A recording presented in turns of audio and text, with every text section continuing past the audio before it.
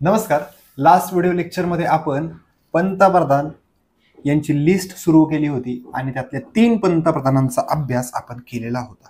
बघा, परत एकदा रिपीट करतो मी. भारताचे पहिले पंतप्रधान कोण? पंडित जवाहरलाल नेहरू हे भारताचे पहिले पंतप्रधान होते. चला, दुसऱ्या क्रमांकाचे कोण होते? तर लाल बहादूर शास्त्री. लाल बहादूर शास्त्री हे भारताचे दुसरे पंतप्रधान होते, लक्षात ठेवायचे. आणि भारताच्या तिसऱ्या पंतप्रधान म्हणजेच कोण? इंदिरा गांधी या तिसऱ्या पंतप्रधान होत्या. भारताच्या पहिल्या 3 पंतप्रधानांचा अभ्यास आपण ऑलरेडी केलेला आहे आणि आज आपल्याला भारताचे चौथे पंतप्रधान बघायचे आहेत. मग ते कोण आहेत? मोरारजी देसाई. बघा, 3 जण जे आहेत पहिले पंतप्रधान आणि त्या तिघांचाही पदावरती असताना, पंतप्रधान असताना मृत्यू झालेला आहे. लक्षात ठेवा, पंडित नेहरूंचा 1964 पदावरती असताना मृत्यू झालेला आहे, बघितलेले आपण ऑलरेडी. लाल बहादूर शास्त्री यांचा 1966 पदावरती असताना मृत्यू झालेला आहे. आणि इंदिरा गांधींचा मृत्यू कसा झाला हे आपल्याला बघायचं आहे या व्हिडिओ लेक्चरमध्ये. ठीक आहे, चला बघा. इंदिरा गांधींचा कालावधी जर बघितला आपण, 1966 ते 1977 पर्यंत होते आणि 77 पदावरती असताना मृत्यू नाही झालेला त्यांचा, म्हणजे 77 या वर्षी नाही झालेला. मग कधी झालेला आहे? 1980 ते 1984 पुन्हा एकदा पंतप्रधान होते त्या, म्हणजे 80 ते 84 पुन्हा एकदा पंतप्रधान होत्या आणि 84 त्यांचा मृत्यू झालेला आहे पदावरती असताना. चला, समजलं असेल. आता परत एकदा सूचना आहे मित्रांनो, मला काय हाऊस आहे किंवा पुस्तकात डेटा दिलाय तो मी आहे तसं शिकवते असं अजिबात समजू नका. मी जे पॉइंट्स काही शिकवणार आहे ना, ते सगळे पॉइंट्स पोलीस भरतीला विचारलेलेच प्रश्न आहेत आणि त्या रिलेटेड मला जे वाटतात ऍड करायचे आहेत तेच पॉइंट्स मी तिथं ऍड केलेले आहेत. चला, आज बघायचं आपल्याला भारताचे चौथे पंतप्रधान ते 14वे पंतप्रधान पर्यंत अभ्यास करायचा आहे. आता बघा, भारताचे चौथे पंतप्रधान कोण? मोरारजी देसाई.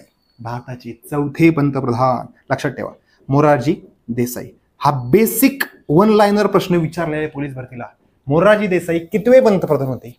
चौथे पंतप्रधान होते. बघा, पहिले पंडित जवाहरलाल नेहरू, दुसरे कोण? लाल बहादूर शास्त्री, तिसरे इंदिरा गांधी आणि चौथ्या क्रमांकाला कोण आहे? मोरारजी देसाई हे भारताचे चौथे पंतप्रधान होते, लक्षात ठेवायचे. पुढे आता भारताचे पहिले अकाँग्रेसी पंतप्रधान. अकाँग्रेसी म्हटले बघा, पंडित नेहरू काँग्रेसचे होते, लाल बहादूर शास्त्री काँग्रेसचे होते, इंदिरा गांधी काँग्रेसच्या होत्या. आता मोरारजी देसाई जे होते ते मोरारजी देसाई जनता पार्टीचे होते, म्हणजे इथं काँग्रेसचे नव्हती. मग अकाँग्रेसी पहिले पंतप्रधान असा जर प्रश्न विचारला तर तुम्ही उत्तर काय लिहिणार आहे? मोरारजी देसाई हे उत्तर लिहिणार आहे, लक्षात ठेवायचे. मोरारजी देसाई पहिले अकाँग्रेसी पंतप्रधान होते. आता बघा, झालं काय होतं हे लक्षात ठेवायचं नाही ऍक्च्युली, पण ती स्टोरी सांगितल्याच्या नंतर तुम्हाला ऑटोमॅटिक लक्षात राहील ही काय स्टोरी घडली होती आणि भारताचे चौथे कोण आहेत आणि पहिले अकाँग्रेसी कोण आहेत. हे पाठांतराचा पाठ नाही, तुम्ही जर स्टोरी नीट समजून घेतली तर ऑटोमॅटिक समजून जाईल तुम्हाला. चला बघा, आता 1971 निवडणुका झाल्या होत्या.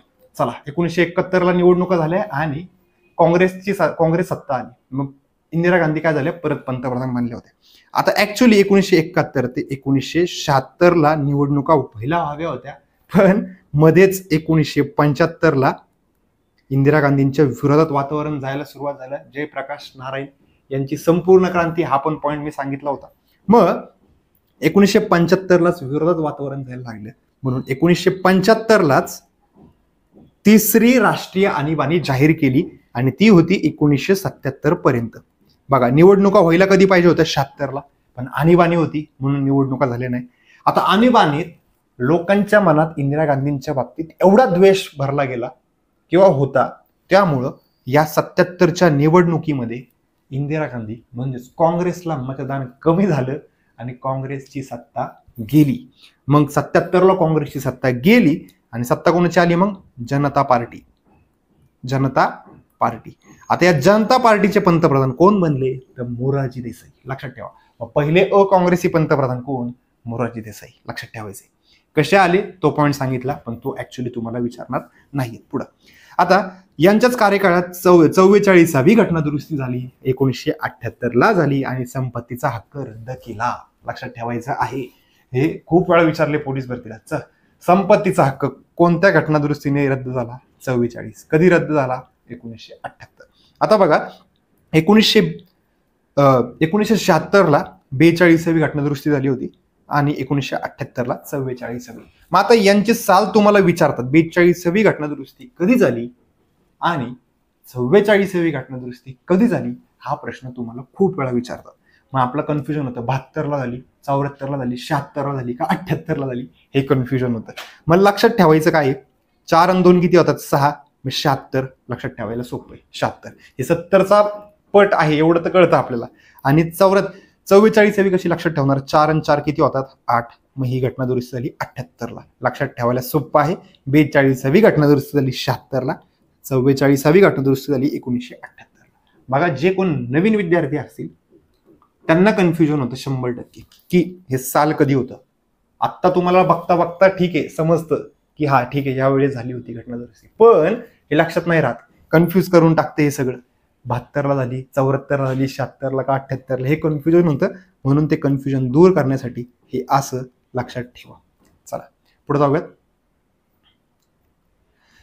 संपत्तीचा हक्क रद्द करण्यात आला, 44वी घटना दुरुस्ती. आता पुढचे पंतप्रधान म्हणजे कितवे पंतप्रधान, 5वे पंतप्रधान चौधरी चरण सिंग. आता मी परत मागच्या स्लाइडवरती एकदा येतो मित्रांनो, आणि काय झालं होतं त्याचा थोडासा बॅकग्राऊंड सांगतो. चौधरी चरण सिंग कुठून आले बघा.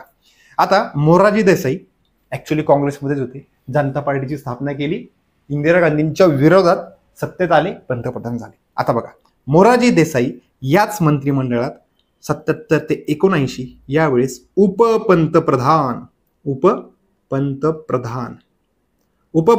कोण होते, तर चौधरी चरण सिंग. कोण होते, चरण सिंग. आता बघा नीट लक्षपूर्वक ऐका, मोरारजी देसाई यांच्या सत्तेत किंवा यांच्या कार्यकाळातच उपपंतप्रधान कोण होते, चौधरी चरण सिंग. आणि उपपंतप्रधानचा पॉइंट आपण बघितला, उपपंतप्रधान म्हणून कोणतं कार्य असतं का, तर अजिबात नाही, कुठलंच कार्य नसतं. मग काय असतं मग नक्की, फक्त सांगायचं असतं की जनतेला किंवा दाखवून द्यायचं असतं की या सगळ्या नेत्यांमध्ये मी दुसऱ्या क्रमांकाचा आहे, बरोबर. म्हणजे तिथं आपल्याला लक्षात आलं की पंतप्रधान कोण आहेत, मोरारजी देसाई म्हणजे पहिल्या क्रमांकाचे नेते.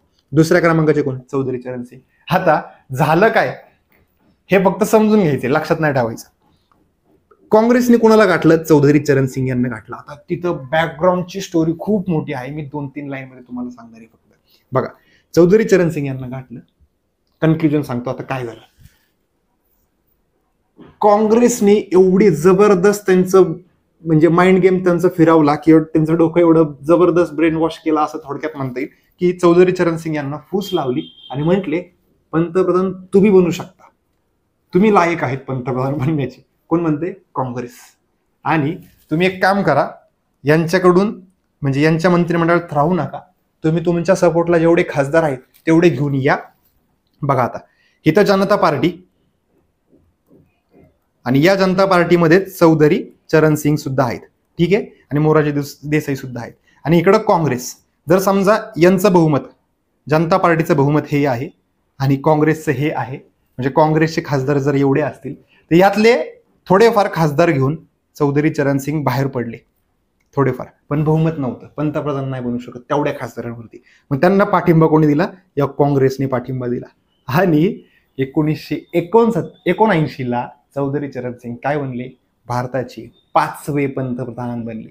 समजला असेल पाठ. बघा पंतप्रधान कसे बनले, तो मला पॉइंट क्लिअर झाला असेल. बघा आता भारताचे 5वे पंतप्रधान कोण, मग चौधरी चरण सिंग. लक्षात ठेवा, आता 5वे हा प्रश्न विचारला नाही, 4थे विचारलेला आहे. 4थे कोण, मोरारजी देसाई. पहिले कोण, मोरारजी देसाई. 14वे बघा, 2014ला नरेंद्र मोदी पंतप्रधान झाले आणि 14वेचे ते. बघा 2014 लक्षात ठेवायला सोपं आहे आणि 14वेच आहेत असं पण लक्षात ठेवायला सोपं आहे. चला, 5वे पंतप्रधान कोण, चौधरी चरण सिंग. आणि यांची जन्मतारीख जी असते ती कधी असते, 23 डिसेंबरला जन्मतारीख असते. 23 डिसेंबर भारतात राष्ट्रीय शेतकरी दिवस साजरा केला जातो. काय, राष्ट्रीय शेतकरी दिवस साजरा केला जातो. राष्ट्रीय शेतकरी दिवस हा प्रश्न तुम्हाला विचारलाय. कुणाची जन्मतारीख हा नाही प्रश्न विचारला, पण हा प्रश्न विचारतात राष्ट्रीय शेतकरी दिवस कधी असतो, 23 डिसेंबरला असतो. हा प्रश्न तुम्हाला विचारलेला आहे. चला, यांच्या बाबतीत सांगायचं झालं तर एवढंच, 5वे आणि 23 डिसेंबर राष्ट्रीय शेतकरी दिवस एवढंच आहे. आता 1980ला, आता ती स्टोरी कंप्लीट करतो मी परत, मागची स्टोरी जी होती ती कंप्लीट करतो बघा. 77ला जनता पार्टीचं सरकार आलं. कोण बनलं पंतप्रधान? मोरारजी देसाई पंतप्रधान बनले. चला 79ला म्हणजे 79ला चरण सिंग यांना काय केलं? त्यांना फोडलं. काँग्रेसने पाठिंबा दिला. त्यांच्या पाठिंब्यावरती चरण सिंग काय झाले? पंतप्रधान झाले. मग 79ला चरण सिंग पंतप्रधान झाले. आणि 1980ला काँग्रेसने पाठिंबा काढून घेतला. आता काँग्रेसने जर पाठिंबा काढून घेतला, चरण सिंग जनता पार्टीत पण जाऊ शकत नाही. तिथूनच फुटून बाहेर आली होती, तिथं पण जाऊ शकत नाही. म्हणजे आता कुणाचंच बहुमत नाहीये. म्हणजे आता परत निवडणुका होणार. आता 1980ला परत एकदा निवडणुका झाल्या आणि यावेळेस इंदिरा गांधींना म्हणजेच काँग्रेसला परत एकदा सत्तेत बसवला जनतेने. मग आता 1980ला परत कोण पंतप्रधान बनलं? इंदिरा गांधी पंतप्रधान बनल्या. मग आता इंदिरा गांधी, आता मी इथं जर आकडा जर कुठला दिला होता, चौधरी चरण सिंग यांना 5वा आकडा दिला होता, 5वे पंतप्रधान. आता इंदिरा गांधींना आम्ही 6वा आकडा देणार का? नाही. रिपीट जरी झाले तरी आधीचा जो आकडा असतो, म्हणजे 3ऱ्या पंतप्रधान होते ना इंदिरा गांधी. बघा नीट लक्षपूर्वक ऐका, नीट बघा. आता 1947ला पहिले पंतप्रधान बनले कोण? पंडित नेहरू. ते कधीपर्यंत होते? 64 पर्यंत नेहरू होते. मग पहिलेच मानणार, पहिले म्हटलं की नेहरू. दुसरे कोण? लाल बहादूर शास्त्री. कधीपर्यंत? 64 ते 66 पर्यंत कोण होते? लाल बहादूर शास्त्री. आणि तिसऱ्या पंतप्रधान 66 ते 77 पर्यंत कोण होत्या? इंदिरा गांधी. आणि परत एकदा 80 ते 84 कोण होते पंतप्रधान? इंदिरा गांधी. मग या कार्यकाळाला सुद्धा आपण 3ऱ्याच पंतप्रधान म्हणणार, कारण की ऑलरेडी व्यक्तिशः त्या होऊन गेलेल्या आहेत. म्हणून इथं आकडा पुढचा येणार नाहीये, परत 3ऱ्याच येणार. तुम्हाला प्रश्न विचारला इंदिरा गांधी कितव्या पंतप्रधान? तर 3ऱ्या पंतप्रधान होत्या. हे आपल्याला उत्तर लिहावं लागणार आहे. चला आता 80 ते 84 या दरम्यान काय घडलं ते नाही शिकायचं आपल्याला, पण जे घडलं आहे ते पोलीस भरतीला काय विचारतात ते शिकायचे. आता बघा 80 ते 84 3ऱ्या पंतप्रधान. आता फोटो नीट बघा. इथं इंदिरा गांधी दिसतात. असाच कुठलाही फोटो उचलून आणलेला नाहीये मी. बघा 1984चा फोटो आहे हा. 1984. इथं हा रशियाचा व्यक्ती कोणतरी आहे. इथं पण एक रशियाचा व्यक्ती आहे. हा एक रशियाचा व्यक्ती, हा एक रशियाचा व्यक्ती. सर रशियाचा काय संबंध इथं सांगतो. आता एक व्यक्ती राहिला इथं. हे जे व्यक्ती आहेत, हे व्यक्ती आहेत राकेश शर्मा. सर नाव ऐकलंय मी, कुठेतरी ऐकलंय. कुठं ऐकलं? तर भारताचे पहिले अंतराळवीर कोण? राकेश शर्मा. आणि राकेश शर्मा हे रशियाच्या मदतीने ते अंतराळात गेले होते. लक्षात ठेवा. अवकाशात जाणारे पहिले व्यक्ती कोण? भारतातले? तर राकेश शर्मा. लक्षात ठेवायचे. हा पोलीस भरतीचा खूप आवडीचा प्रश्न. 1984ला गेले होते. ऍक्च्युली काय काय पॉईंट महत्वाचे आहेत बघा. राकेश शर्मा कधी गेले? 1984ला गेले. कोणाच्या मदतीने गेले? म्हणजे कोणत्या देशाच्या? रशियाच्या मदतीने गेले. त्याला शॉर्टमध्ये रूस असं म्हणतात. बरं, एवढं सगळं जरी असलं तरी सुद्धा तुम्हाला विचारताना फक्त एवढंच विचारतात, भारताचे पहिले अंतराळवीर कोण? राकेश शर्मा. आता यावेळेस एक व्हिडिओ कॉलिंग टाईप असं एक तिथं प्रश्न उत्तर झाली होती. आणि त्या प्रश्न उत्तरांमध्ये इंदिरा गांधींनी एक प्रश्न विचारला, वरतून म्हणजे अवकाशातून भारत कसा दिसतो? त्यावेळेस इथं राकेश शर्मा यांनी उत्तर दिलं होतं, सारे जहां से अच्छा. काय उत्तर दिलं? सारे जहां से अच्छा. मी इथं एक व्हिडिओ फुटेज पण टाकून दिलं बघा तुम्हाला. इंदिरा गांधी विचारत आहेत की वरतून भारत कसा दिसतो? राकेश शर्मा सांगते सारे जहां से अच्छा. ऊपर से भारत कैसा दिखता है आपको? जी मैं बगैर किसी झिझक के कह सकता हूँ कि सारे जहां से अच्छा. ठीक आहे, चला पुढे जाऊयात. आता भारताचे पहिले अंतराळवीर कोण? राकेश शर्मा. बस एवढाच प्रश्न विचारतात. 84 लक्षात राहिलं तर चांगलीच गोष्ट आहे. रूस लक्षात राहिलं तर चांगलीच गोष्ट आहे. ते विचारत नाही, आपल्याला एवढीच लाईन विचारली जाते. पुढं पंजाब अमृतसरमध्ये सुवर्ण मंदिरात 1984ला ऑपरेशन ब्लू स्टार घडलं होतं. ऑपरेशन ब्लू स्टार हे आपण राष्ट्रपतींच्या सिरीजमध्ये सुद्धा बघितलं होतं. बघा जर्नेल सिंग भिंद्रानवाले नावाचा एक अतिरेकी दहशतवादी तो अमृतसर मधल्या गोल्डन टेम्पलमध्ये लपला होता म्हणजे तो उघड तिथं राहत होता. त्याला मारून टाकायचं होतं. मग त्याच्या गोल्डन टेम्पलमध्ये आपण आर्मी घुसवली भारताने. इंदिरा गांधीने सांगितलं त्याला मारून टाकायचं आहे. मग तिथं आर्मी घुसवली आणि त्याला मारून टाकलं. मग त्याच्यामध्ये त्याला मारण्याचा जो ऑपरेशन होता त्या ऑपरेशनला नाव काय आहे? Operation blue star. हा प्रश्न तुम्हाला खूप वेळा विचारतात. ऑपरेशन ब्लू स्टार कधी घडलं? 1984ला घडलं. कधी घडलं? 1984. बघा पंजाबमधलं अमृतसर जे आहे गोल्डन टेम्पल त्याची हालत त्यावेळेस 1984ला अशा प्रकारची झाली होती. त्याच्यानंतर परत त्याला डेव्हलप केलेलं होतं, परत एकदा बांधलं होतं. हे आर्मीने तिथं डायरेक्ट रणगाडे वगैरे मारून बॉम्ब वगैरे पाडून ते जिथं जिथं लपले होते तिथे तिथं डायरेक्ट हल्ला केलेला होता आर्मीने आणि त्याच्यानंतर सुवर्ण मंदिराची अशी हालत झालेली होती. बरं, आता ही हालत झाल्याच्या नंतर पंजाबी म्हणजे शीख लोकांच्या मनावरती एक घात झाला होता की पंतप्रधान जे आहेत ना ते शीख विरोधी आहेत आणि त्यांनी काय केलं, पंतप्रधानांचे जे बॉडीगार्ड्स होते त्या बॉडीगार्ड्समध्ये 2 बॉडीगार्ड्स शीख होते आणि त्यांना रोज फोन करून सांगायचे, एक हॅमरिंग करायचे, बंबार्डिंग करायचे की तुमच्या पंतप्रधानांनी काय केलं बघा, त्यांना जगण्याचा हक्क नाही वगैरे, अशी करत खूप सारे कॉल्स त्यांना रोज जायचे. आणि एक दिवस उजाडला, तो एक दिवस म्हणजेच 31 ऑक्टोबर 1984ला त्या 2 शीख गार्ड्सनी इंदिरा गांधी यांची हत्या करून टाकली. बघा 31 ऑक्टोबर ही तारीख सुद्धा तुम्हाला खूप वेळा विचारलेली आहे. रोजी पंतप्रधान इंदिरा गांधी यांची हत्या करण्यात आली. ठीक आहे, चला आता हत्या करताना बघा फोटो नीट बघा, चेक करा. इथं एक माणूस आहे दिसतोय तुम्हाला आणि इथे एक दिसतोय.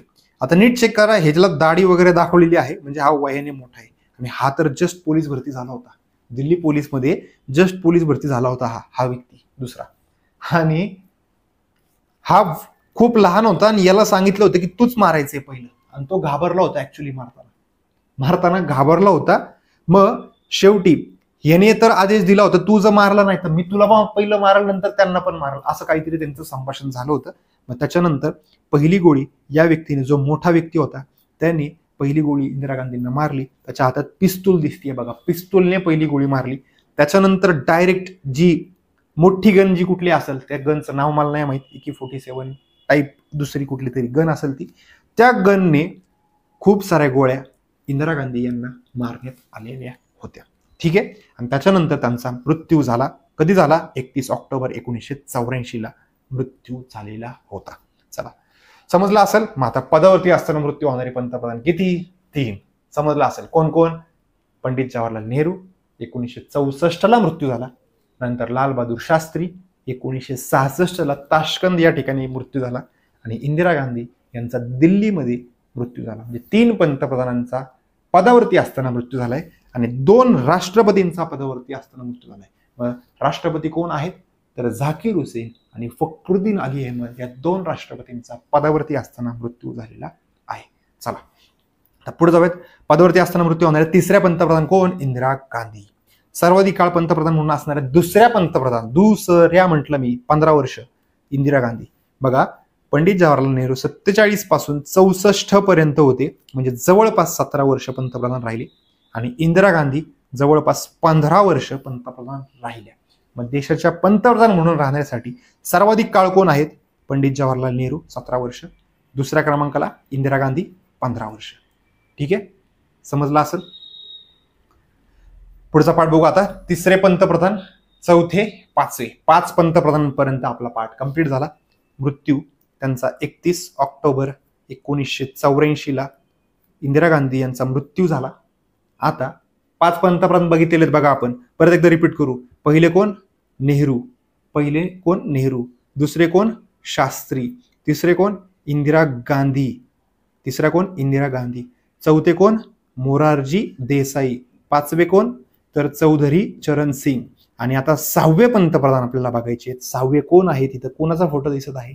तर इंदिरा गांधी यांचे मोठे पुत्र म्हणजे मोठा मुलगा कोण? तर राजीव गांधी हे पंतप्रधान बनले. भारताचे 6वे पंतप्रधान होते. चला इथं मी अजून एक पॉइंट ऍड करू शकतो. सर्वात तरुण पंतप्रधान पण होते राजीव गांधी, पण तो विचारला नाहीये कुठं प्रश्न, पण तो प्रश्न बनू शकतो. लक्षात ठेवा, कुठं लिहून ठेवायचा असेल तर लिहून ठेवा. सर्वात तरुण पंतप्रधान कोण होते? तर राजीव गांधी. तर पुढे जाऊयात. राजीव गांधी 1984ला बघा 31 ऑक्टोबर 1984ला इंदिरा गांधी यांची हत्या झाली आणि त्याच दिवशी राजीव गांधी यांनी लगेच पंतप्रधान पदाची शपथ घेतली. बघा इथं हंगामी पंतप्रधान नाही नेमलं.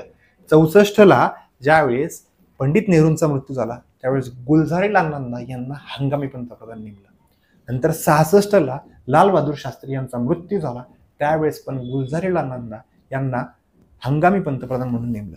आणि इंदिरा गांधी यांचा मृत्यू झाला ना त्यावेळेस हंगामी पंतप्रधान कुणालाच नाही नेमलं, डायरेक्ट कुणाला, राजीव गांधी यांना पंतप्रधान करून टाकलं. हंगामी म्हणून कुणालाच नाही नेमलेलं. ठीक आहे, चला पुढं. राजीव गांधी त्यांचा फोटो टाकलाय. भारताचे 6वे पंतप्रधान हा पण प्रश्न विचारलेला आहे. 6वे, 6 लक्षात ठेवा, 6. बघा कम्प्युटरमध्ये त्यांनी 6 मारलाय. म्हणजे आपण जे परम 8000 हा जो सुपर कम्प्युटर आहे हा कुणामुळे बनला, तर राजीव गांधी यांच्यामुळे बनला. म्हणजे कम्प्युटर क्षेत्रात, टेक्नॉलॉजी क्षेत्रात त्यांनी एक 6 मारला असं लक्षात ठेवा. 6वे पंतप्रधान कोण होते मग? राजीव गांधी, लक्षात ठेवा. आता हे कसं बनलं, काय बनलं ते तुम्हाला सांगणार आहे मी. चला बघा पुढं.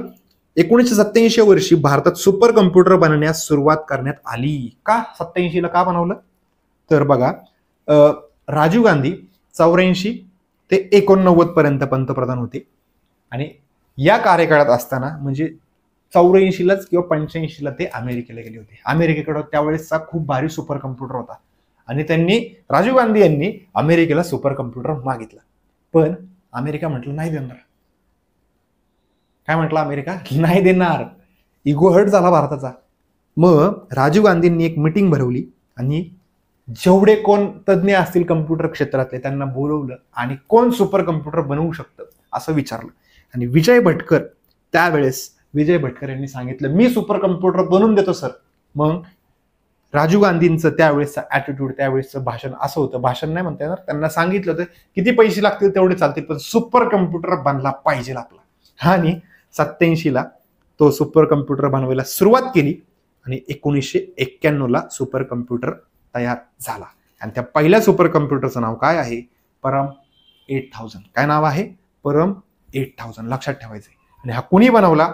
विजय भटकर, लक्षात ठेवायचे. सीडॅक नावाची कंपनी आहे बघा, सीडॅकचे अध्यक्ष किंवा त्यांनी स्थापना केलेली आहे सीडॅक. विजय भटकर यांनी भारताचा पहिला सुपर कम्प्युटर बनवला. त्याचं नाव काय आहे? परम 8000, 1991ला बनला. तुम्हाला एवढंच विचारतात भारताचा पहिला सुपर कम्प्युटर कोणता, तो कसा बनला, काय बनला, मागची स्टोरी कोणालाच माहित नसती, ही मी तुम्हाला सांगितलेली आहे. ठीक आहे, चला पुढे जाऊयात. जर कोण म्हणत असेल ना ज्यांचा अभ्यास खूप झालेला आहे त्यांना ह्या आपण ज्या काही स्टोऱ्या सांगत असतो ना त्यातनं प्रश्न तयार करून विचारत चला, त्यांना सांगता येतात का बघा. तुम्हाला फक्त एवढंच विचारतात भारताचा पहिला सुपर कम्प्युटर परम 8000 हा प्रश्न विचारून बघा. कुणी बनवला? विजय भटकर. आलं तर चांगलीच गोष्ट आहे, चांगला अभ्यास म्हणता येईल मग त्यांना. ठीक आहे, चला पुढे बघूयात. विजय भटकर यांचा फोटो टाकलाय मी इथं आणि त्यांनी जो बनवलेला सुपर कम्प्युटर, त्या सुपर कम्प्युटरचा पण फोटो इथं दिसत आहे. कम्प्युटर म्हणजे खूप मोठमोठ्या खोल्या असतात आणि त्याच्यामध्ये त्या सगळ्या मशिनरी सेट केलेल्या असतात, त्याला आपण सुपर कम्प्युटर म्हणतो. पुढं विजय भटकर पॉईंट कंप्लीट झाला. तर पुढचा पॉईंट 1986 या वर्षी भारतात 410 बोफर्सच्या तोफा, बोफर्स नावाची एक तोफ आहे, ती कंपनी आपण स्वीडन या देशाकडून घेतल्या होत्या. स्वीडन, लक्षात ठेवा स्वीडन. बरेच पोलीस भरतीचे विद्यार्थी मला म्हणतात सर स्वीडनकडून नव्हते घेतलं, इटलीकडून घेतलं होतं. नाही, इटलीकडून नाही घेतलं. यांची पत्नी म्हणजेच कोण? सोनिया गांधी या इटलीच्या आहेत, म्हणून मुलं काय म्हणतात इटलीकडून घेतलं होतं. नाही मित्रांनो, असं नाही. इटलीचा संबंध आहे पण काय संबंध सांगतो बघा. आपण या बोफर्स तोफा ज्या आहेत ना ऍक्च्युली स्वीडनकडूनच घेतल्या. ठीक आहे, चला. इथं भारत आहे, इथं स्वीडन आहे, पण इथली कंपनी आणि भारत सरकार यांच्यामध्ये एक मध्यस्थी होता जो करार करणार होता. आणि हा जो मध्यस्थी होता ना, इंटरमिडिएट होता ना, हा जो होता ना तो इटलीचा होता. आणि तो संबंध लावला म्हणजे यांची पत्नी इटलीच्या म्हणजे सोनिया गांधी इटलीच्या होत्या. आत्ता भारतीय तर मित्रांनो, त्यावेळेस त्या इटलीच्या होत्या. बरं, आता तो मध्यस्थ होता जो इटलीचा होता. त्याच्यानंतर यांनी यांच्या मध्यस्थीने काय केलं? स्वीडन बरोबर करार केला आणि 410 बोफर्सच्या तोफा घेतल्या आणि हे तो खूप मोठ्या प्रमाणात भ्रष्टाचार केला, सरकारने पैसे खाल्ले असा आरोप विरोधकांनी लावला. लक्षात ठेवा. कधी? बोफर्स तोफा कधी आणल्यात? 1986ला. सर बोफर्स कळलंच नाही काय असतं. चला बोफर्स बघूयात आपण. काय बोफर्स? चेक करा. बोफर्स तोफ अशा प्रकारची बोफर्स तोफ आहे बघा ही. आणि 1999ला कारगिल युद्ध झालं आणि ते कारगिल युद्ध जिंकण्यात सैनिकांचा वाटा तर खूप मोठा होताच, काहीच प्रॉब्लेम नाही, पण या बोफर्स तोफेचा पण वाटा खूप मोठा होता. कारण की सांगतो बघा, 1900 तो पॉइंट ऍक्च्युली अटल बिहारी वाजपेयी यांच्या पॉइंटमध्ये आपल्याला सांगायचंच आहे, पण मी तिथं पण सांगणार आहे, इथं पण सांगणार आहे. आता बघा, कारगिल युद्ध झालं होतं जम्मू काश्मीरमध्ये. कारगिल कसं आहे बघा, अशी टेकडी आहे समजा. या कारगिलमध्ये आपलं सैन्य इथं असतं आणि थंडीमध्ये आपलं सैन्य खाली येतं. आता सैन्य जर खाली आलं असेल आणि त्या टायमिंगलाच थंडी असतानाच पाकिस्तानचं सैन्य इथं येऊन बसलं, कारगिलच्या वरत्या साईडला येऊन बसलं आणि वरतून बॉम्ब टाकणं, काही पण करणं, पिस्तूल मारणं, गोळ्या मारणं एकदम इझी असतं. म्हणजे वरच्यासाठी युद्ध जिंकणं खूप इझी असतं, पण खालच्यांसाठी युद्ध जिंकणं खूप अवघड असतं. मग खाली तर भारतीय होते आणि भारतीयांनी सैनिकांनी तर पराक्रम दाखवलेलाच आहे, काही विषयच नाहीये त्याच्यामध्ये, पण त्याचसोबतच या बोफर्स तोफेने इथनं वरपर्यंत बॉम्ब टाकून हे युद्ध जिंकलं होतं. म्हणजे सैनिकांचा पण वाटा खूप मोठा आहे त्याच्यामध्ये आणि बोफर्स या तोफेचा पण वाटा खूप मोठा आहे त्याच्यामध्ये. बघा, या बोफर्सच्या तोफेमुळं, त्या करारामुळं किंवा त्या आरोपामुळं किंवा त्या प्रचारामुळं राजीव गांधी यांचं सरकार गेलं 1989ला. पण त्याच बोफर्समुळं 1999चं कारगिलचं युद्ध जिंकलं. पुढं 86ला 410 बोफर्स तोफा आणण्याचा करार स्वीडनच्या कंपनीसोबत करण्यात आला. पुढं 1989ला बघा, 84ला पंतप्रधान झालेत ते आणि 5 वर्ष कधी कंप्लीट होणार मग 89ला. मग 89ला निवडणुका होणार होत्या आणि विरोधकांनी एवढं मोठं त्या ठिकाणी प्रचार केला की बोफर्स घोटाळा, बोफर्स घोटाळा, बोफर्स घोटाळा. भारतीयांना कळालंच नाही की झाला आहे का नाही झाला, विचार पण नाही केला, पण विश्वास ठेवून टाकला त्यांनी की झाला बोफर्स घोटाळा, तर झाला. विश्वास ठेवला.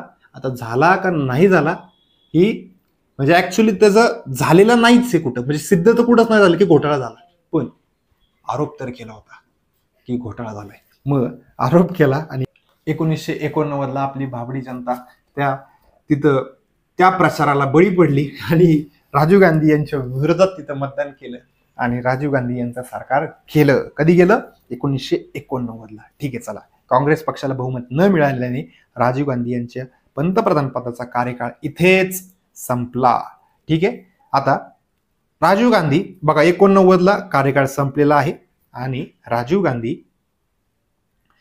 परत एकदा 1991ला निवडणुका लागल्या होत्या. का तर बहुमतच नव्हतं. 89 नंतर निवडणुका कधी होणार परत? 5 वर्ष कंप्लीट केलं तर 94ला व्हायला पाहिजे, पण बहुमतच जर कुणालाच नसेल ना तर परत सुद्धा निवडणुका होतात.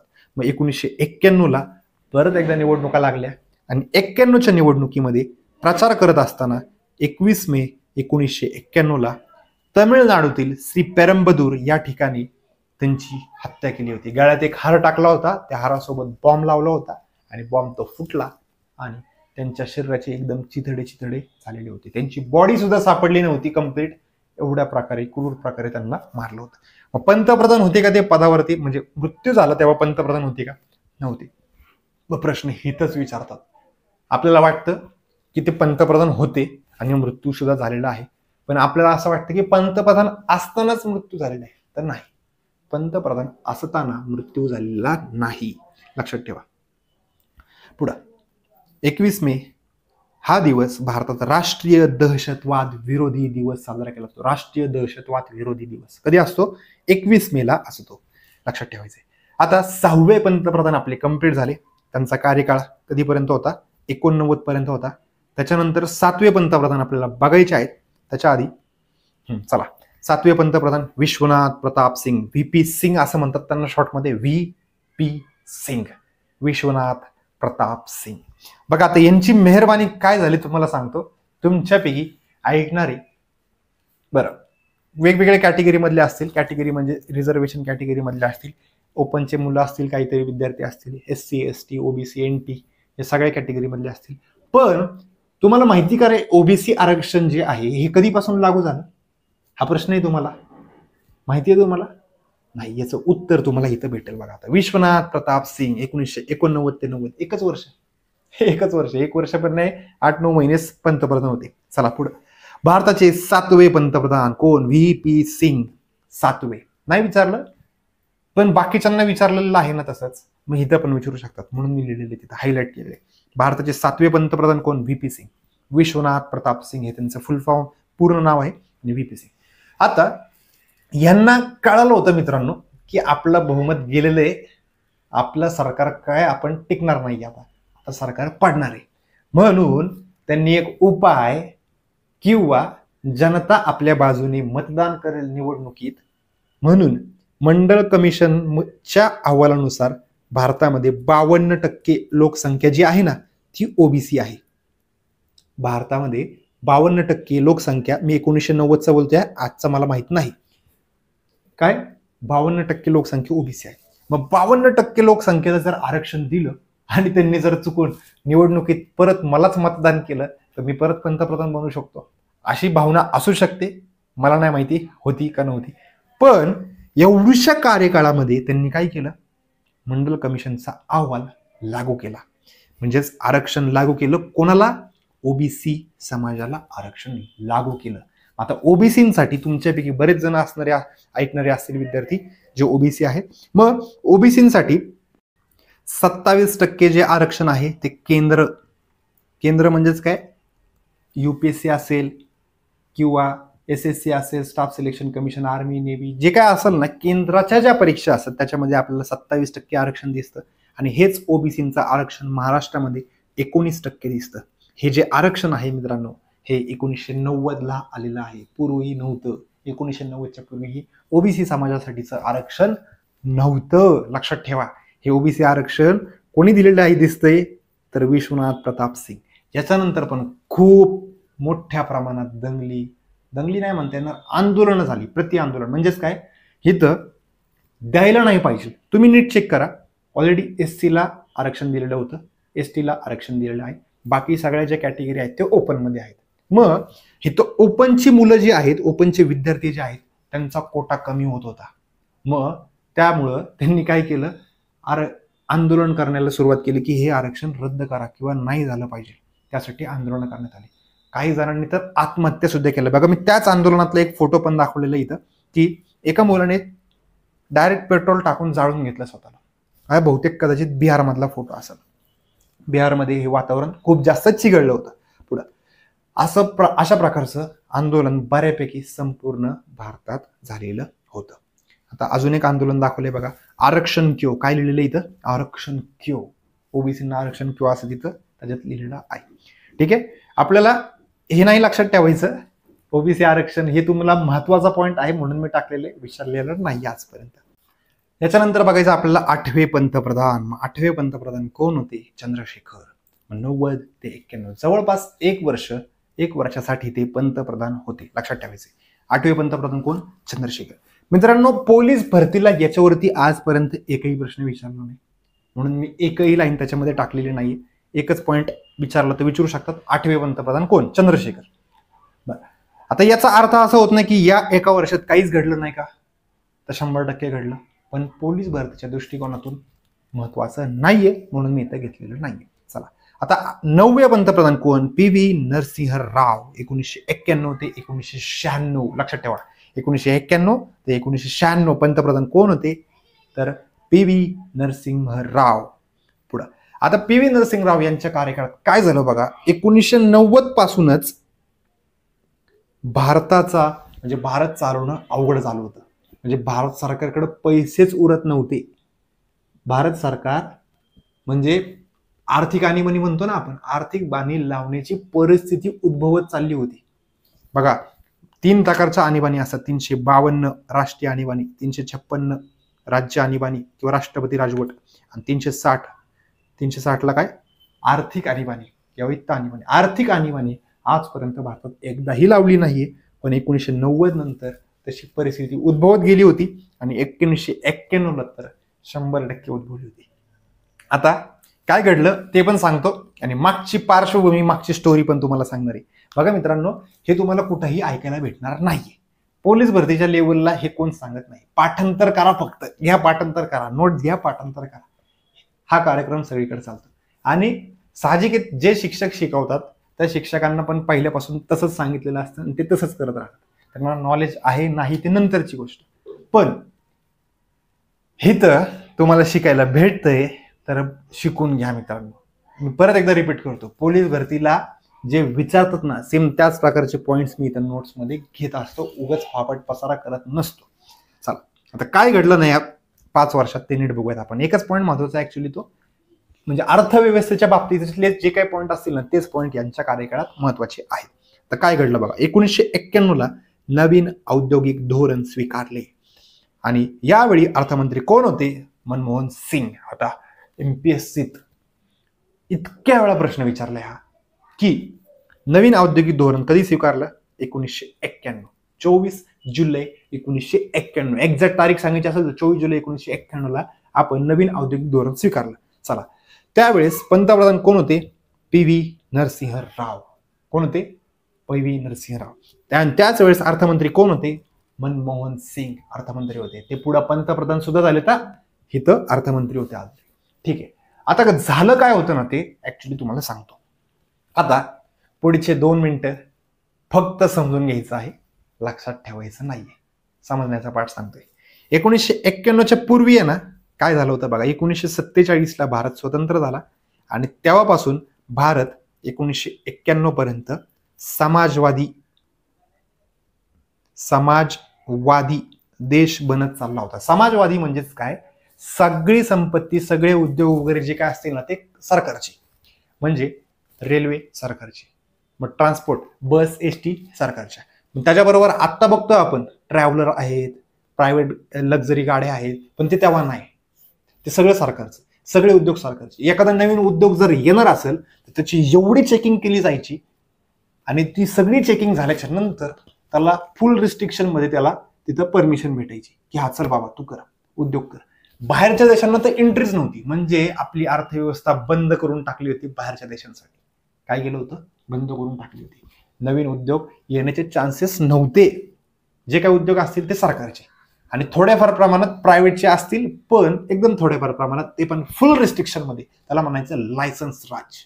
म्हणजे एवढे लायसन्स, एवढे प्रकारचे लायसन्स घ्यावे लागायचे.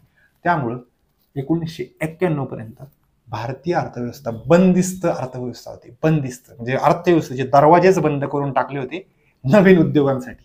अर्थव्यवस्था बंदिस्त होती.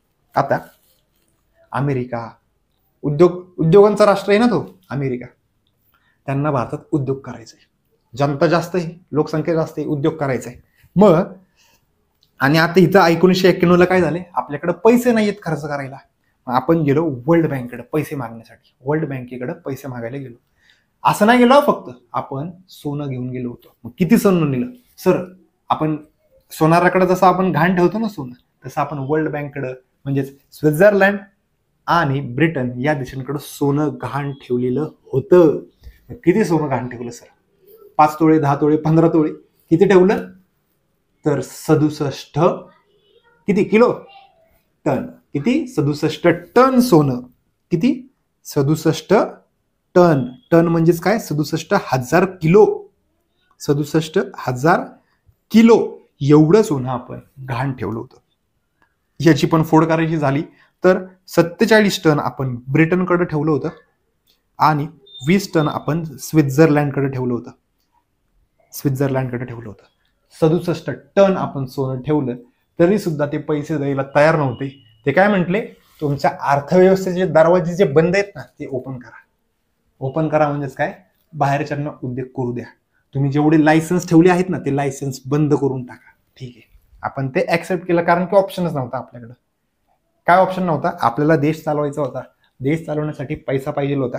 मग तो पैसा आणायचा होता म्हणून त्यांच्या शर्ती आपण मंजूर केल्या आणि 1991 ला आपण नवीन औद्योगिक धोरण सुरू केलं.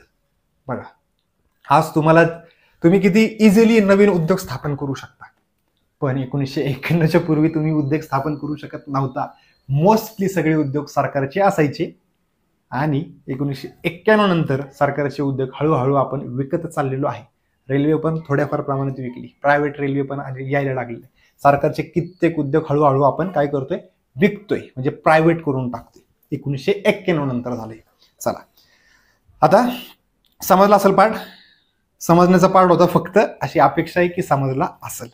स्टोरीच्या स्वरूपात सांगितलंय मी, खूप किचकट करण्याचा प्रयत्न केलेला नाही.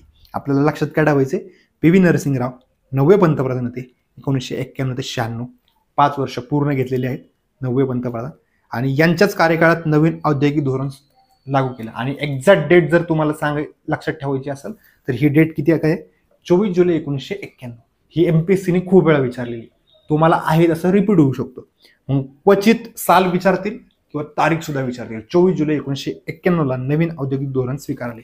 अर्थमंत्री कोण होते, तर मनमोहन सिंग हे अर्थमंत्री होते. चला पुढं 9 पंतप्रधान झाले. आता 96ला आपले 10वे पंतप्रधान हा प्रश्न विचारलाय. आणि सर्वात कमी काळ पंतप्रधान पदावरती राहणारी व्यक्ती कोण, अटल बिहारी वाजपेयी. सर्वात कमी काळ पंतप्रधान पदावरती राहणारे कोण, अटल बिहारी वाजपेयी. किती 14-15 दिवसाच्या आसपास किंवा 16 दिवसाच्या आसपास ते पंतप्रधान होते 1996ला. झालं काय ते बघूया आपण आता. अटल बिहारी वाजपेयी 1996ला पंतप्रधान. 1996 ते किती सर ते नाही लिहिलं. अरे 14-15 दिवस किंवा 16 दिवस जर पंतप्रधान असतील तर 96 ते किती असं कसं येईल तिथं. पुढं 10वे पंतप्रधान कोण, अटल बिहारी वाजपेयी हा प्रश्न तुम्हाला विचारलाय. चला 10वे कोण, अटल बिहारी वाजपेयी.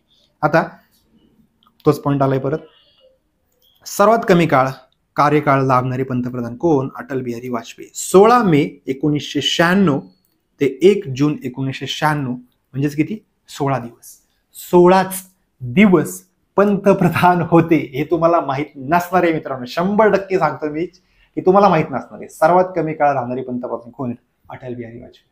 सर्वात तरुण पंतप्रधान कोण, राजीव गांधी. आणि सर्वाधिक काळ राहणारे कोण, पंडित नेहरू. चला पुढे जाऊयात. आता यांचं सरकार गेलं, बहुमतच भेटलं नव्हतं कुणालाच, म्हणून सरकार गेलं, परत निवडणुका झाल्या. आता HD देवेगौडा 1996 ते 1997 पंतप्रधान होते. आणि आपण एक पॉइंट बघितला होता, तो प्रश्न मी तुम्हाला विचारतो. पंतप्रधान भाग 1 मध्ये बघितला होता. लोकसभेचा पण सदस्य नाही, राज्यसभेचा पण सदस्य नाही, कोणत्याही सभागृहाचा सदस्य नसेल तर पंतप्रधान बनू शकतो का, बनू शकतो. आणि असे एकच पंतप्रधान आहेत. कोण आहेत, HD देवेगौडा. HD देवेगौडा, त्यांचा फोटो पण टाकलाय मी. HD देवेगौडा 1996ला पंतप्रधान झाले. आणि ते कुठल्याच सभागृहाचे सदस्य नव्हते, पंतप्रधान झाले तेव्हा. त्याच्यानंतर 6 महिन्यात त्यांना निवडून यावं लागतं. आणि ते लोकसभेतून आले का राज्यसभेतून आले, मग राज्यसभेतून निवडून आलेले होते. पुढं भारताचे कितवे पंतप्रधान, 11वे पंतप्रधान होते. कोणत्याही सभागृहाचे सदस्य नसताना झालेले पंतप्रधान कोण, तर HD देवेगौडा. आता 12वे पंतप्रधान. 97ला यांना काढून टाकलं आणि कुणाला ठेवलं तिथं, तर इंदर कुमार गुजराल 12वे पंतप्रधान. परत 97 ते 98, 1 वर्ष पण कार्यकाळ नाहीये. इंदर कुमार गुजराल 12वे पंतप्रधान. बस, त्याच्यात काहीच लक्षात ठेवण्यासारखं नाहीये. महत्वाच्या घटना पोलीस भरतीच्या दृष्टिकोनातून तरी घडलेल्या नाहीये. 12वे पंतप्रधान आपले कंप्लीट झाली. आता 13वे येणार का सर, हा बरोबर आहे ना, 12 नंतर तर 13च येणार नाही, 13वे नाही. आता परत 10वे पंतप्रधान कोण पाहिले आपण, अटल बिहारी वाजपेयी. हे परत पंतप्रधान बनले कधी, 1998ला. आता परत 10वे पंतप्रधान. बघा मी परत 10च आकडा घेतलेला इथं. 10वे पंतप्रधान कोण, अटल बिहारी वाजपेयी. आता इथं 2 कार्यकाळ लाभले त्यांना. बघा 98 ते 99. आणि याची तारीख पण सांगितली होती मी तुम्हाला, 17 एप्रिल 1999ला अविश्वास ठराव मांडला. अविश्वास ठराव मांडण्यासाठी किती सदस्यांची सह्या लागतात, हा प्रश्न तुम्हाला विचारलाय. आणि आपण पंतप्रधान भाग 1 मध्ये बघितलेला आहे आपण पॉइंट हा. तुम्ही युट्यूबवर जर बघत असाल तर या प्रश्नाचं उत्तर तुम्हाला खाली कमेंट करायचंय. अविश्वास ठराव मांडण्यासाठी किती सदस्यांच्या सह्या लागतात. आणि जर ऍप्लिकेशन मध्ये बघत असाल तर चॅट बॉक्स मध्ये या प्रश्नाचं उत्तर मला द्यायचंय. चला 1999 ते 2004 दुसरा कार्यकाळ. म्हणजे इथं 99ला निवडणुका झाल्या होत्या, परत एकदा ते निवडून आलेले होते. चला परत बघूयात आपण अटल बिहारी वाजपेयी यांच्या पूर्ण कार्यकाळात, म्हणजे 98 पासून 2004 पर्यंत काय काय घडलं आपल्याला ते बघायचं आहे. 11 मे 1998ला भारताने दुसऱ्यांदा अणुचाचणी घेतली. दुसऱ्यांदा. पहिल्यांदा कधी, 18 मे 1974ला राजस्थानमधील पोखरण या ठिकाणी अणुचाचणी घेतली, म्हणजे अणुबॉम्ब फोडला. आणि दुसऱ्यांदा कधी फोडला, 11 मेला. आणि 11 मेला राष्ट्रीय तंत्रज्ञान दिवस साजरा करतो आपण. कधी करतो, 11 मे.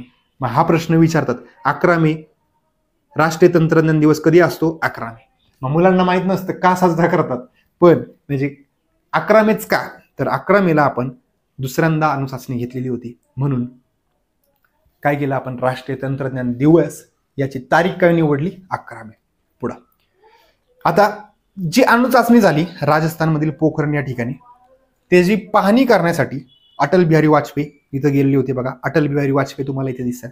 मला जे ओळखीचे नेते दिसत आहेत मी तुम्हाला हायलाइट करून दाखवतो. बघा इथं अब्दुल कलाम यांच्याकडे ते प्रोजेक्ट दिलं होतं. मग अब्दुल कलामनी ते पूर्ण अणुचाचणी फोडण्याचा तो प्रोजेक्ट सांभाळला होता. त्याच्यानंतर इथं प्रमोद महाजन हे एक दिसत आहेत. इथं अब्दुल कलाम आणि इथं देशाचे पंतप्रधान अटल बिहारी वाजपेयी एवढे माझ्या ओळखीचे नेते तरी इथे एवढेच आहेत किंवा व्यक्ती एवढेच आहेत. बाकीचे मंत्रिमंडळ असतील त्यांचे सहकारी असतील. हा राजस्थानमधला फोटो आहे 11 मे 1998चा, लक्षात ठेवा. पुढं आता ही अणुचाचणी सुद्धा राजस्थानमधील पोखरण या ठिकाणी घेण्यात आलेली होती. आणि यावेळी पंतप्रधान वाजपेयी यांनी एक घोषणा दिली. काय, जय जवान जय किसान जय विज्ञान हा प्रश्न विचारलाय. जय जवान जय किसान जय विज्ञान हा नारा कोणी दिला, अटल बिहारी वाजपेयी. जय जवान जय किसान हा नारा कोणी दिला, फक्त एवढाच, तर लाल बहादूर शास्त्री, देशाचे दुसरे पंतप्रधान लाल बहादूर शास्त्री यांनी दिला होता. जय जवान जय किसान हा नारा कोणी दिला, तर लाल बहादूर शास्त्री. आणि त्याच घोषणेत जय विज्ञान हे कुणी जोडलं, तर पंतप्रधान वाजपेयी यांनी जोडलं. पुढे आता 3 मे 1999 ते 26 जुलै 1999 पर्यंत भारतात म्हणजे भारत आणि पाकिस्तान दरम्यान एक कारगिलचं युद्ध झालेलं होतं. काय, कारगिल युद्ध झालेलं होतं. तर कारगिल कुठे आहे, जम्मू काश्मीर मध्ये आहे. मी मागाशी स्टोरी सांगितली होती, मी एकदम थोडक्यात सांगेल आता परत एकदा. बघा 26 जुलै जो आहे ना, तो 26 जुलै आपण कारगिल विजय दिवस साजरा करतो. हा प्रश्न तुम्हाला विचारतो, कारगिल विजय दिवस कधी, 26 जुलै. पुढं हे युद्ध सुद्धा भारताने जिंकलेलं होतं. आता युद्धाचा फोटो मी थोडं 26 जुलै रोजी भारतात दरवर्षी कारगिल विजय दिवस साजरा केला जातो. आता कारगिल ऍक्च्युली कुठे आहे, तर बघा जम्मू काश्मीरचा मॅप दिसतो इथं आपल्याला. हा जम्मू काश्मीरचा मॅप आहे. आता या जम्मू काश्मीरमध्ये या ठिकाणी बघा हे कारगिल आहे. इथं कारगिल दिसते आपल्याला. या कारगिल या टेकडीवरती असे एक मोठा डोंगर. आता बघा कारगिलचा स्पॉट कसा आहे बघा. हा जो भाग आहे हा पीओके म्हणतो याला आपण, पाकिस्तान ऑक्युपाइड काश्मीर. आणि पीओकेची बाउंड्री बरोबर इथपर्यंत आहे. आणि त्या बाउंड्रीच्या जस्ट एक टोक खाली आलेलं आहे. आणि त्या टोकावरतीच काय आहे, कारगिल आहे. बरोबर, ते कारगिल याच्यावरती ते कारगिल क्षेत्र आपल्याकडे आहे. मग आपण तिथली आपली आर्मी तिथं जाऊन बसते. म्हणजे हे जर कारगिल असं असेल, हे कारगिल असेल, इकडे जर पाकिस्तान असेल, पाकिस्तान म्हणजे हा ऍक्च्युली पीओके आहे, पीओके पाकिस्तान ऑक्युपाइड काश्मीर. आणि हे भारत इंडिया. आता आपली आर्मी या ठिकाणी कारगिलवरती असते. पण थंडी पडल्याच्या नंतर एवढी थंडी वाढली त्यामुळे आपल्याला इथून खाली यावं लागतं. आपण खाली आलेलो असतानाच पाकिस्तानची आर्मी इथं वरती गेली आणि वरतून हल्ला करायला सुरुवात केली. आणि कुठल्या तोफांमुळे जिंकलं आपण बऱ्यापैकी युद्ध हे, तर बोफोर्स या तोफांमुळे. फक्त तेवढ्यांचाच नाही या रोल, आपल्या जवानांनी पण काही कमी तिकडे पराक्रम दाखवलेला नाहीये. त्यांचा पण पराक्रम खूप मोठा आहे. आणि या तोफांमुळे या दोघांच्या कॉम्बिनेशन मध्ये आपण काय होतो, हे युद्ध जिंकलेलं होतं. हे युद्ध कधी जिंकलं, तर 26 जुलै. आणि तुम्हाला काय विचारतात, मग कारगिल विजय दिवस कधी असतो, 26 जुलैला असतो. ठीक आहे. तर पुढं आता एवढे पॉईंट जे होते अटल बिहारी वाजपेयी यांच्या बाबतीत महत्वाचे होते, जे तुम्हाला विचारले जातात एवढेच पॉईंट आहेत. असं समजू नका की यांच्या कार्यकाळात एवढंच घडलं का, मग नाही, खूप साऱ्या घटना घडलेल्या आहेत. पण पोलीस भरतीच्या दृष्टिकोनातून एवढेच पॉईंट्स इथं महत्वाचे आहेत. पुढं आता 11वे पंतप्रधान, इथं 10वे बघितले ना आपण, मग 11वे यायला पाहिजे का, नाही. 11वे आपण कोण बघितलं, HD देवेगौडा. 12वे कोण पाहिलं, इंदर कुमार गुजराल. आणि आता 13वे कोण येणार, मनमोहन सिंग. डॉक्टर मनमोहन सिंग हे कितवे पंतप्रधान आहेत, 13वे पंतप्रधान आहेत. आणि कधी 2004 ते 2014 सलग 10 वर्ष कार्यकाळ घेतला त्यांनी. आणि परत भारताचे 13वे पंतप्रधान. पुढं आधी अर्थमंत्री होते 1991च्या वेळेस, लक्षात ठेवा 1991ला अर्थमंत्री कोण होते, डॉक्टर मनमोहन सिंग. आणि नरेंद्र मोदी हे 2014ला पंतप्रधान झाले. ते आजपर्यंत पंतप्रधान आपल्याला दिसत आहेत. ठीक आहे. आता यांच्या कार्यकाळात या 10 वर्षात काहीच घडलं नाही का, मग घडलं मित्रांनो, खूप साऱ्या घटना घडल्या.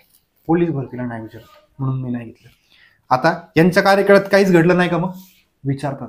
म्हणजे घडलेलं आहे खूप, पण विचारत नाही म्हणून मी इथं घेतलेलं नाही. विचारतात काय, तर 2014ला खूप वेळा प्रश्न एकच विचारला की नरेंद्र मोदी या कोणत्या गावचे होते? तर वडनगर. कुठलं गाव आहे? वडनगर या गावाचे होते. ठीक आहे. आणि 14वे आणि वडनगर हे 2 प्रश्न तुम्हाला खूप वेळा विचारलेले आहेत. ठीक आहे. या ठिकाणी पंतप्रधान हा टॉपिक आपला इथं संपलेला आहे. याच्यानंतर तुम्हाला पंतप्रधान टॉपिकची रिव्हिजन करायची आहे. त्याच्यानंतर पुढचा टॉपिक तुम्हाला महान्यायवादी हा बघायचा आहे. ठीक आहे. या व्हिडिओमध्ये आपण इथंच थांबूयात. नेक्स्ट व्हिडिओ लेक्चरमध्ये आपण याच टॉपिकची रिव्हिजन घेऊन येऊयात. ठीक आहे.